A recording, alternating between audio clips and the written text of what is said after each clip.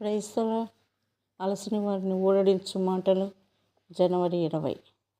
కాబట్టి ప్రతి మనుష్యుడు తను తాను పరీక్షించుకునవలెను. 1 కొరింథీ 11:28. ప్రభు దినమున మనము ప్రభు బల్ల చుట్టూ చేరువచ్చుదుము. అది ప్రభు బల్ల కానీ మరి ఏ మానవుని బల్ల కాదని జ్ఞాపకం ఉంచుకునుము. దానిలో పాలు పొందుటకు నిన్ను ఆహ్వానించుచున్నది యేసుక్రీస్తు ప్రభువే. ఆయన ప్రశస్త రక్తం ద్వారా కొనబడిన వారందరూ ఈ బల్లలో స్వేచ్ఛగా పాలు పొందవచ్చును. నీవు నీ హృదయంలోనికి చూచుకునిన ఎడల నిజముగా ఆయన రక్తం ద్వారా కొనబడితివని ఎరుగగలవు. లేని ఎడల రొట్టె గాని పాత్ర గాని నీ యొద్దకు వచ్చినను దయచేసి వాటిని ముట్టకము. ఇవి తిరిగి జన్మించి జీవము గల దేవుని శరీరములో భాగముగానైన వారికే చెందును. అవి తిరిగి జన్మించని వారికి ఏమాత్రమును చెందవు. ఇది స్వయం పరీక్షకు మొదటి విషయము.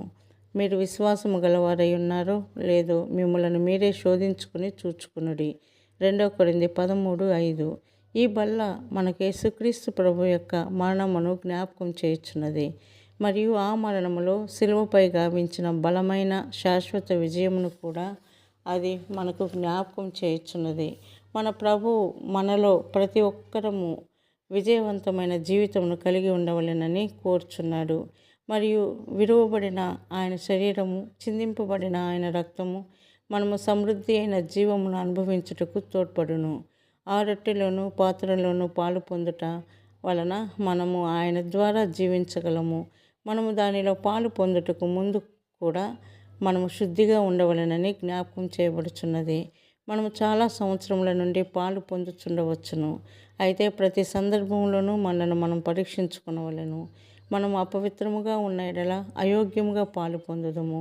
కాబట్టి ఎవడు అయోగ్యముగా ప్రభు యొక్క రొట్టెను తినునో లేక ఆయన పాత్రలోనిది త్రాగునో వాడు ప్రభు యొక్క శరీరమును గూర్చియు రక్తమును గూర్చియు అపరాధియగును. 1 కొరింథీ 11:27. ఆయన ఎదుట మనము పవిత్రముగాను యోగ్యముగాను ఉన్నామా? ఇందుచేతనే పాలు పొందుటకు ముందు మనలను మనం పరీక్షించుకునవలసి ఉన్నది. అన్ని విషయములలోనూ ఆయనకు లోబడుచున్నామా? మనకు సహపాఠి విశ్వాసులకు మధ్య ఏ అసూయ అయినను లేక ద్వేషమైనను ఉన్నదా? ఏ అసమ్మతి అయినను లేక అనైక్యత అయినను ఉన్నదా? రొట్టెలోను పాత్రలోను పాలు పొందుటకు మునుపు దేవుని ఎదుటను మనుషుల ఎదుటను ఆ విషయమును ఒప్పుకొని సరిచేసుకునవలెను. ఆ ద్వేషము మరియు అసూయ ఒప్పుకొనబడి రక్తం క్రిందికి తీసుకుని రాబడవలెను. ఆ అసమ్మతి లేక అనైక్యత వెలుగులోనికి తీసుకుని రాబడి సంధించబడి మరియు సరిచేయబడవలెను. ప్రతి ఒక్క బలహీనత ఆయన జీవం ద్వారా జయించబడగలదు. ప్రతి అపవిత్రత ఆయన రక్తం ద్వారా కడుగబడగలదు.